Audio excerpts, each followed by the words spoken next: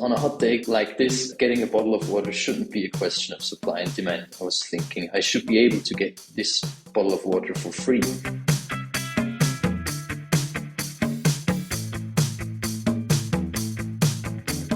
Welcome to the Swisspreneur Show, a podcast about startup stories and learnings from experienced entrepreneurs.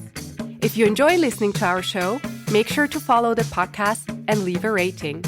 And now, here's your host, Sylvan.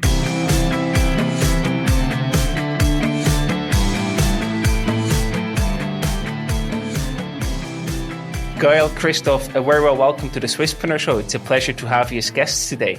Thanks for having us. Nice to be here. Thank you. You are the co-founders at Gratis Wasser, free water in English, and you are a company that really literally offers free water by leveraging advertising on its bottles. That's a really new and innovative idea that I want to know more about and dive deeper into. Before we do so, I'm of course curious, how did the two of you meet each other? So I'll take this one over. We met through a mutual friend, which I used to play with in Lausanne, and we got to know each other over online gaming, which was it's pretty common nowadays, I think. That way, we got to know each other, and he came and watched a couple of games, and then we met in person a couple of times. And our third co-founder, Deborah and Gaël, met each other through work. They both worked for the Swiss radio media. Gaël was a journalist and Deborah was the head of promotion.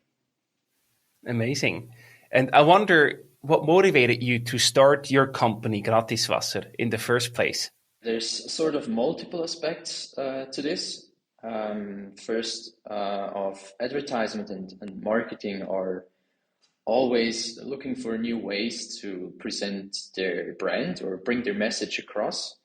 And we think that we can fit that need pretty well locally, first of all, and hopefully in the future nationally. But then there's also the aspect of a pretty reoccurring question that has been in the newspapers a lot lately, the question of should water be free? And I experienced something during the last summer, or now it's a year before that. On a hot day, I went to a gelateria to buy an ice cream. And of course, it was a hot day, so I was thirsty as well and wanted to buy a water. But bottles were 5 francs a piece. I thought, this is the answer to supply and demand. But on a hot day like this, getting a bottle of water shouldn't be a question of supply and demand. I was thinking I should be able to get this bottle of water for free. And that's where we come into play.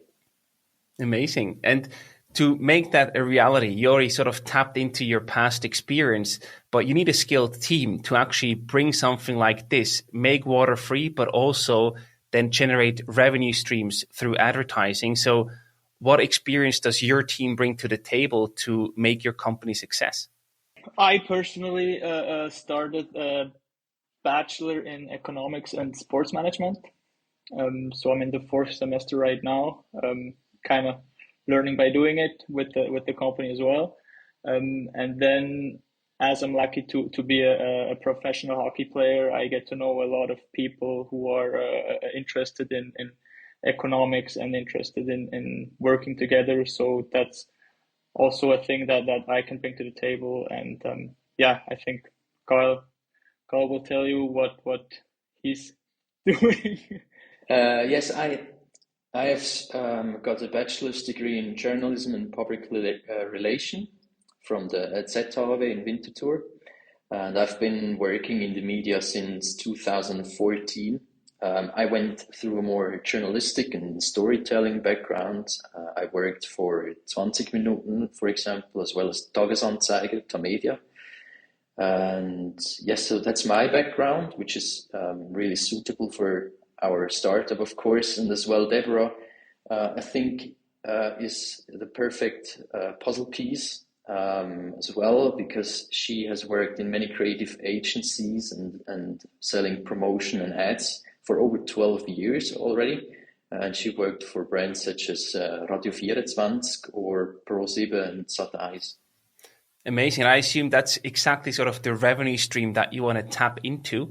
Can you tell us a bit more about your business model? How do you actually make money as a company?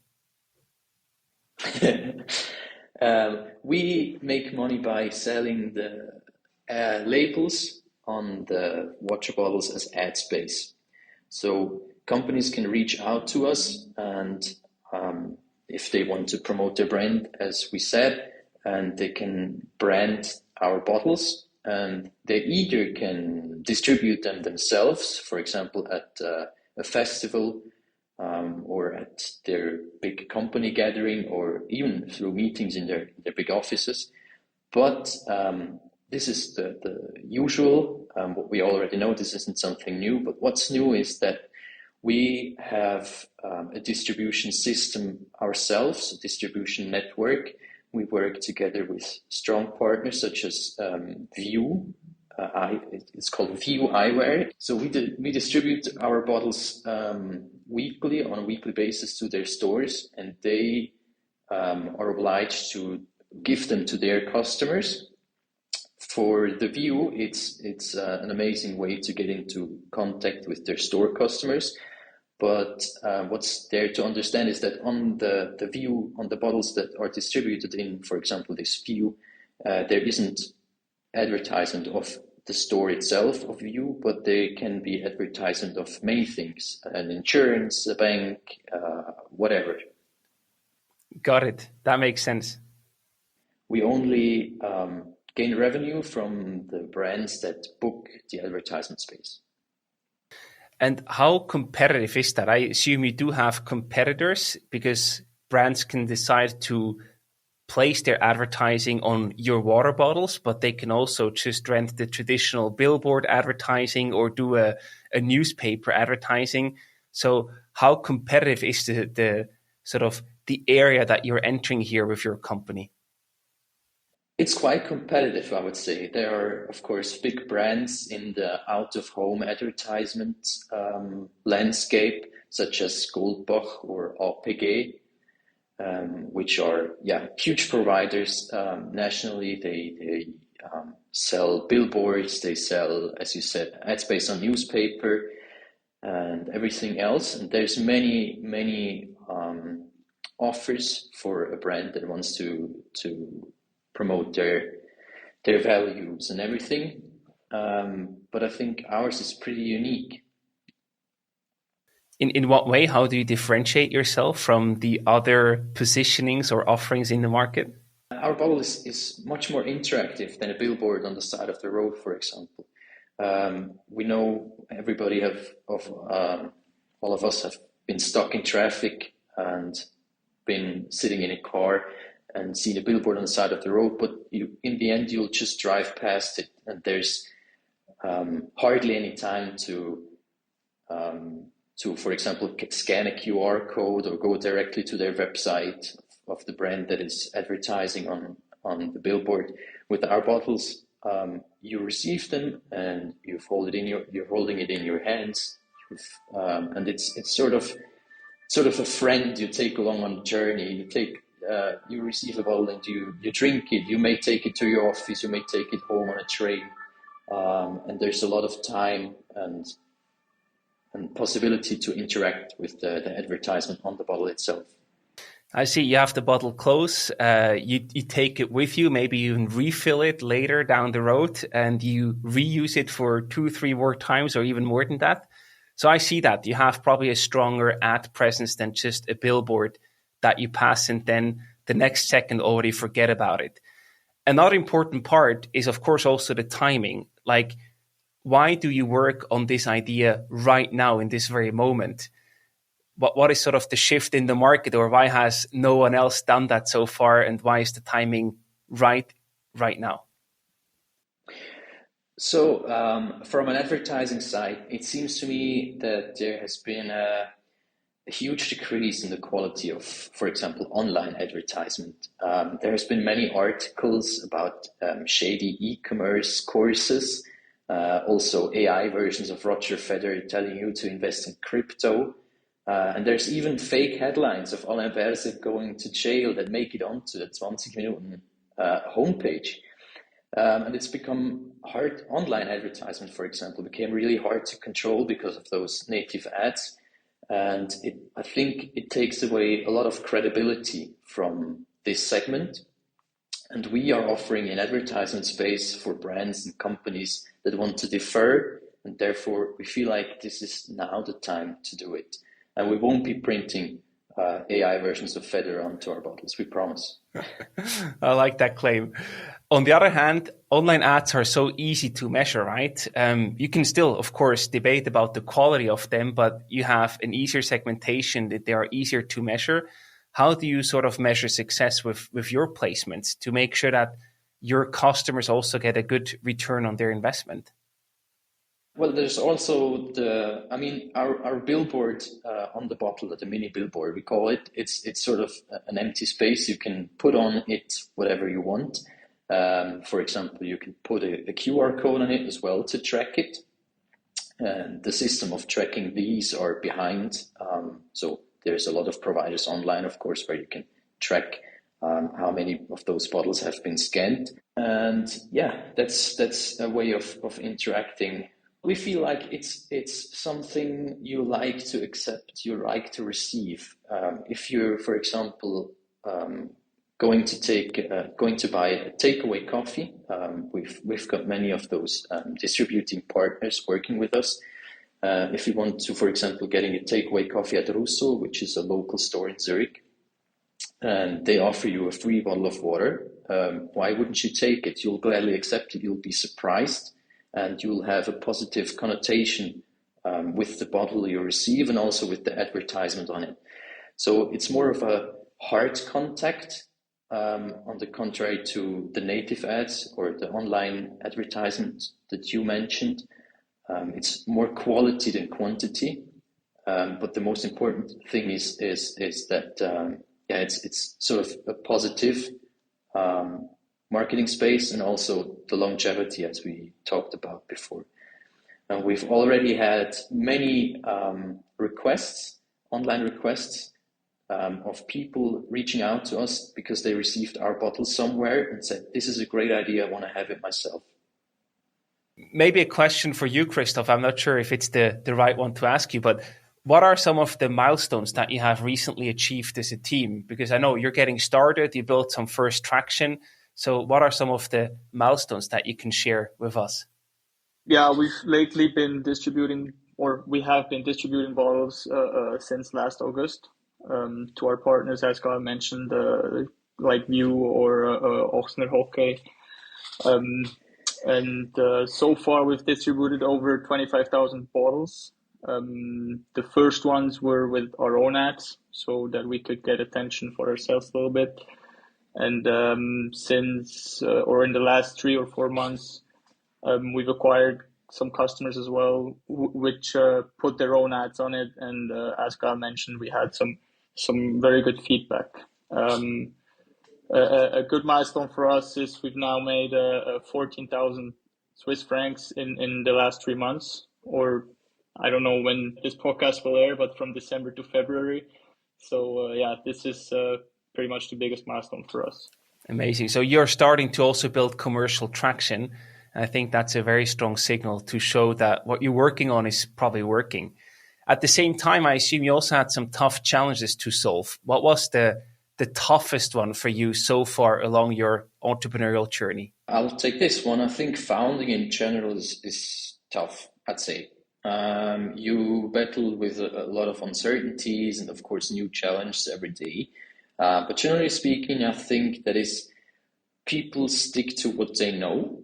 And while it has been unsurprisingly easy to find people that want to drink free water itself, it has been a challenge reaching the big marketing guys from the big companies because we're providing smaller amounts of branded bottles, of branded water bottles to smaller companies at the moment.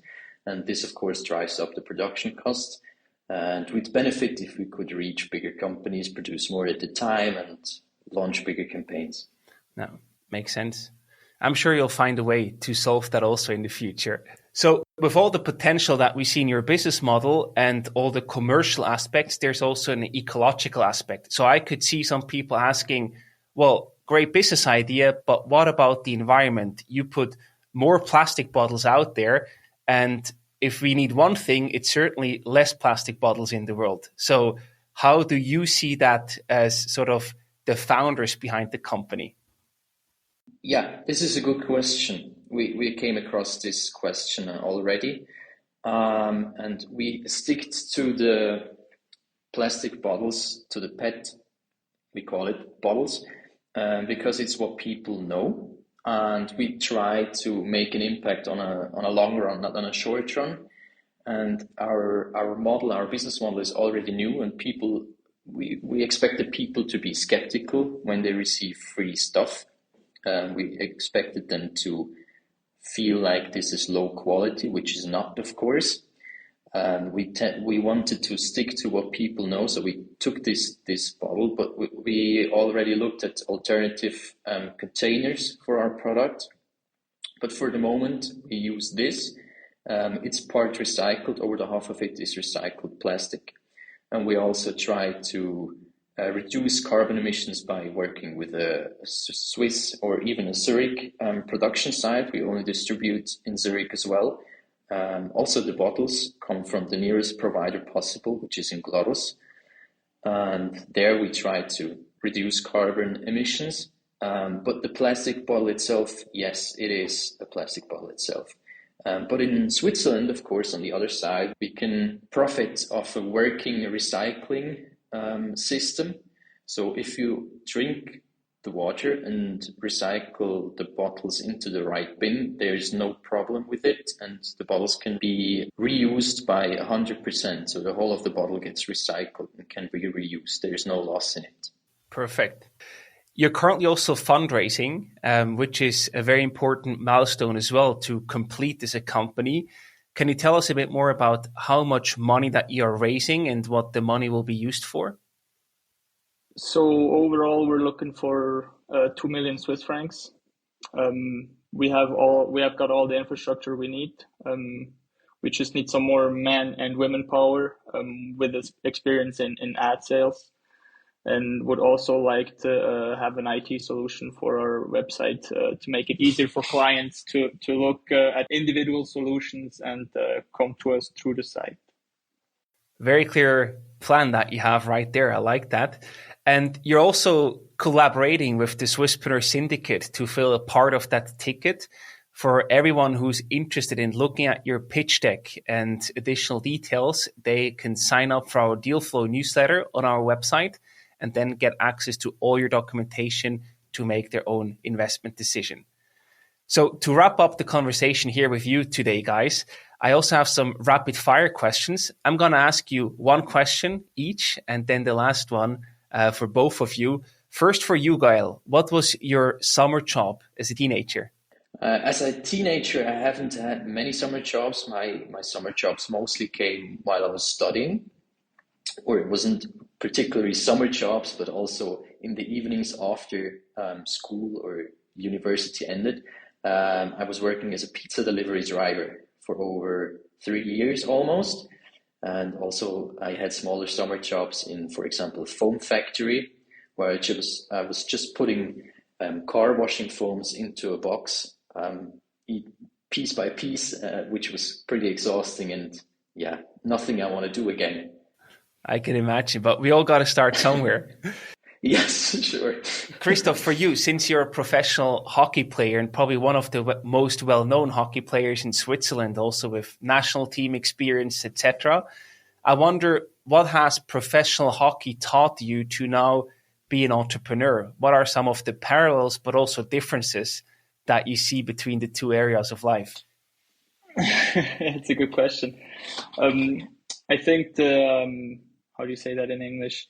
Or the discipline. I think as an entrepreneur, you have to be very disciplined and structured. And I think as a hockey player as well, if you at a young age, if you go out every weekend and you don't focus on training hard and working hard, you're not going to get anywhere. And I think as an entrepreneur, it's the exact same thing. If you just let it slide by and think, yeah, it's going to come by itself, it's never going to work. That's why I think with Gaël, we have a great guy who puts everything into it, and who's really also willing to sacrifice a little bit to make this thing work. So I think we're set up pretty well on this side.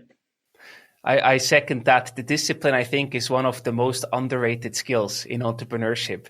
Unfortunately, I'm far away from being a good hockey player as you are, but I know that from going to the gym and putting in a consistent amount of work over and over again over a long period of time can take you really far. And I think that's a great parallel from being a professional hockey player in your sense to now becoming an entrepreneur. The last question is for both of you. Let's start with Gaël. What are you most proud of in your life? It's probably this startup, I'd say. But it's hard to notice or admit because sometimes you have to put like your head down with blinders on and just work. And I tend to be sort of focused into a topic and digging really deeply. But then once you take a break, stand still, breathe for like half a day, you look back and you go, oh, I've actually done quite a lot. And I think these are moments of real pride. Absolutely. And what is it for you, Christoph? What are you most proud of in your life? So as a hockey player or on the hockey side of life, it's definitely to have played in the NHL, that I was able to play in North America and had a few games, not a lot, but I had a few in the NHL in the highest league. And it really shows that with hard work and sacrifice, you can reach a lot of things. Unfortunately, I never made it like officially there. I never started a career there, but at least I had my dream come true to play in the NHL, and that's something I'm really proud of. Amazing. I love that. Guys, thank you so much for coming on the show. Lots of success with the upcoming fundraising. And all the best, and we're proud to be a partner of yours on that journey. Thank you very much.